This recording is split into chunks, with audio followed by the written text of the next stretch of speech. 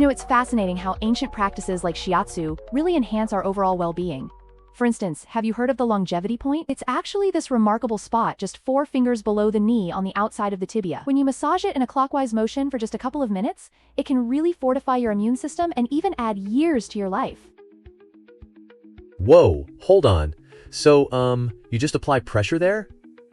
Did that come from like heaps of research or something? It sounds, so powerful. Great question. This practice is deeply rooted in thousands of years of traditional Chinese medicine. Think of that point as a tuning fork for your body.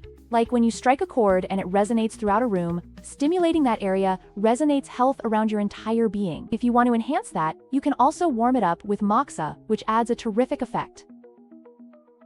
Oh, moxa? What even is that? Is it like fire? Laughs.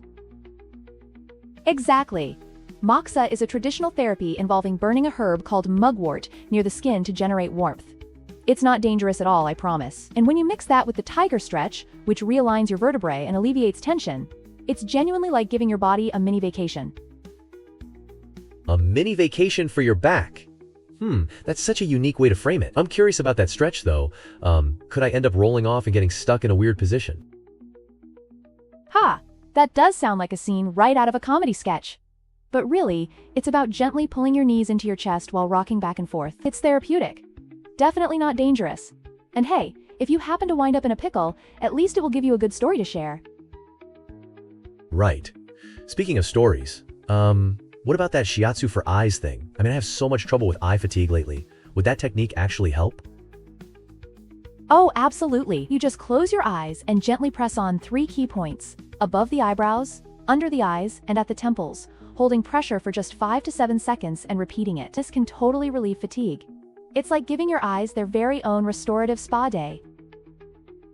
A spa day for my eyes? That sounds so amazing.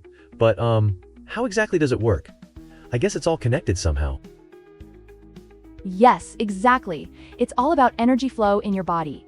Our eyes are linked to many functions, so if one area becomes fatigued, it can affect the whole system. Picture this. Your body is like a car. If one tire is low on air, you're definitely not going to have a smooth ride. Oh man, now I'm imagining my eyes as a car. While we're on the topic of energy flow, I've recently heard about Yansheng Taoist practices. Is there a link between those and Shiatsu? Absolutely. There's a lovely synergy. Take the kidney awakening technique, for example. By rubbing your palms together until they feel warm and placing them on your lower back while making gentle, vibrating movements, you'll not only strengthen your chi, but you'll also rejuvenate your kidney energy. Imagine it's like recharging your phone. You're giving your body that much-needed energy boost to perform its best. So, recharging my phone with chi? Gosh, I'd totally have to try that. Could I mix that with some Wicca practices? Oh, for sure. Merging different practices can yield amazing results. For instance, you could light a silver candle during the full moon and recite an incantation. That creates a potent time for wishing. Then, you can perform the breath of the iron ball to strengthen your energy center, known as the dantian. It's like combining the best elements of both worlds. Whoa, it's like alchemy for the soul. I can't believe how well all these practices connect. Are there, any safety tips for doing the Wicca rituals? Definitely. When performing the protective circle of salt, make sure you're in a safe space. Drawing a circle with black salt and visualizing a wall of white light not only purifies the area, but also creates a comforting bubble. It's like wrapping yourself in a cozy blanket while keeping negative energy at bay. A cozy blanket of protection. I love that. But, what about the herbal amulet? Does that really bring good luck? Absolutely. Crafting a herbal amulet using clover, cinnamon, and lavender, a delightful blend of love, prosperity, and peace, means whenever you carry it, you're activating that energy. It's like having a little piece of magic with you wherever you go. Magic in a bag. Wow, it's wild how simple yet powerful all these techniques are. Can I gift those practices? For instance, if I made an amulet, could I give it to someone? Oh yes. Gifting this kind of positive energy can amplify your intentions, almost like whispering a wish into the universe on their behalf. It creates a beautiful web of connection and, magic. Just imagine crafting a little ritual with friends. What an unforgettable experience that would be.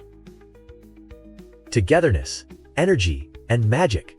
Talk about a trifecta. This has been so enlightening. I feel ready to dive headfirst into this world. What's my first step?